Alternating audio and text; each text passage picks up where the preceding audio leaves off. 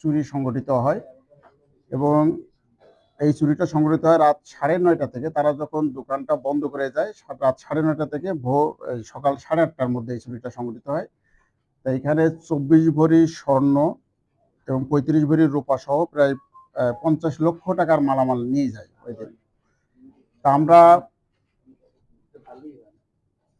আমরা এই চুরি সংবাদ পেয়ে এখানে ফরিদগঞ্জ থানা সাথে সাথে ঘটনাস্থল পরিদর্শন করে এবং সেখানে আমাদের তদন্ত কার্যক্রম শুরু করি।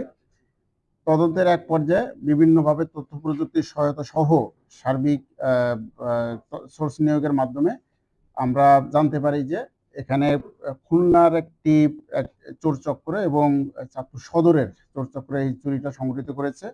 এই তথ্যের ভিত্তিতে আমরা খুলনায় অভিযান করে গত 29 তারিখে খুলনা থেকে একজন এই চুরির সাথে সম্পৃক্ত একজন চোরকে গ্রেপ্তার করি এবং তার কাছ থেকে এই 7 ভরি স্বর্ণ উদ্ধার করা হয় খুলনা থেকে।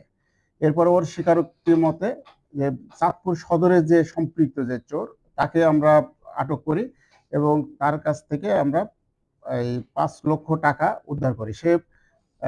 এরা পরবর্তীতে তাদের জিজ্ঞাসাবাদে জানা যায় যে এই চুরির সংগঠিত হওয়ার পরে তারা 12 ভরি স্বর্ণ বিক্রি করে এবং 12 ভরি স্বর্ণ বিক্রির একটা পোর্শন এই চাঁদপুর সদরে যে চোর যে ছিল সে পায় এবং তার কাছ থেকে আমরা এই 5 লক্ষ টাকা উদ্ধার করি। আর বাকি যে স্বর্ণ আমরা ওই খুলনা যে চোর যাকে গ্রেপ্তার করি তার কাছ থেকে উদ্ধার করা হয়। তো এখানে এই চুরির সাথে সম্পৃক্ত 2 জনকে আমরা আটক করেছি এবং তাদের কাছ থেকে মোট 7 ভরি স্বর্ণ এবং 5 লক্ষ টাকা উদ্ধার করতে সক্ষম হয়েছে।